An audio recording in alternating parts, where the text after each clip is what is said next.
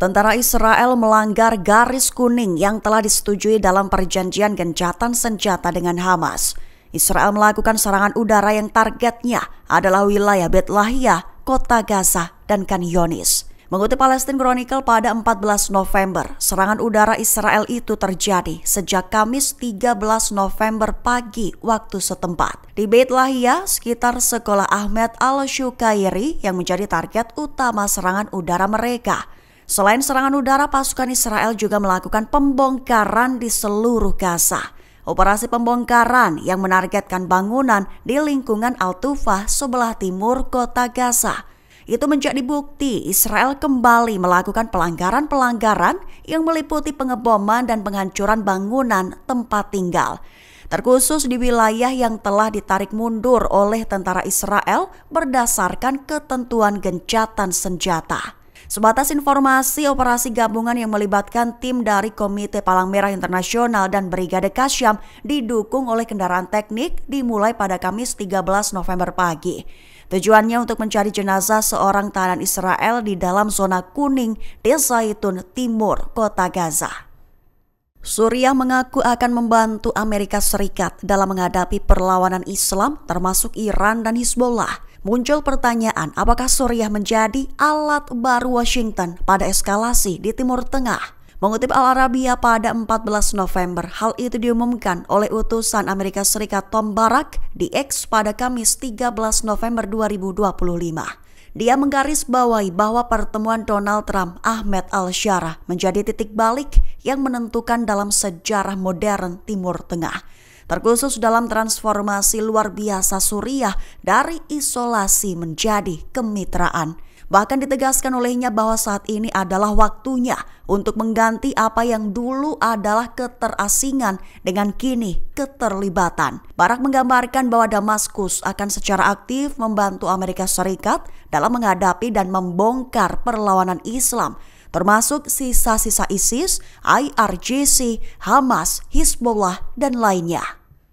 Pembakaran melanda tepi barat. Hamas dan internasional mengecam serangan pemukim Israel terbaru yang membakar Masjid Haji Hamideh di tepi barat utara. Mengutip Al-Mayadin dan Al Jazeera pada 14 November, aksi pembakaran itu terjadi sekira fajar pada Kamis 13 November 2025. Foto-foto di lokasi kejadian menunjukkan slogan-slogan rasis anti-Palestina disemprotkan di dinding masjid. Bahkan salinan Al-Quran juga dibakar. Para ahli menyatakan bahwa serangan Israel di tepi barat telah meningkat di bawah bayang-bayang perang Israel di Gaza.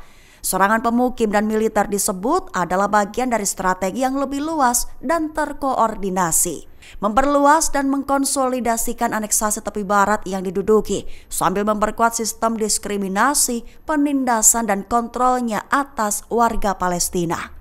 Lantas Hamas mengutuk serangan pembakaran itu sebagai ekstremisme, disebut sebagai aksi Zionis yang menunjukkan tingkat sadisme dan rasisme yang menjadi ciri pendudukan Israel. Sementara itu, juru bicara Sekjen PBB Antonio Guterres merasa sangat terganggu oleh serangan itu dan menyebutnya tidak dapat diterima. Itu senada dengan pernyataan Kementerian Luar Negeri Swiss.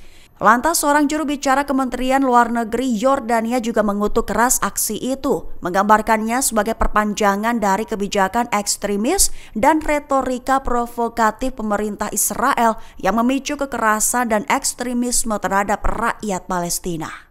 Gencatan senjata disebut sebagai kedok Israel sekaligus sekutu dekatnya melakukan penghancuran total dan sistematis di seluruh jalur Gaza. Mengutip Palestine Chronicle pada 14 November, hal ini merupakan hasil investigasi yang dilakukan oleh lembaga verifikasi berita Al Jazeera, SIND. Dijelaskan dalam laporan bahwa mereka telah menemukan bukti baru menunjukkan gencatan senjata Gaza hanyalah kedok.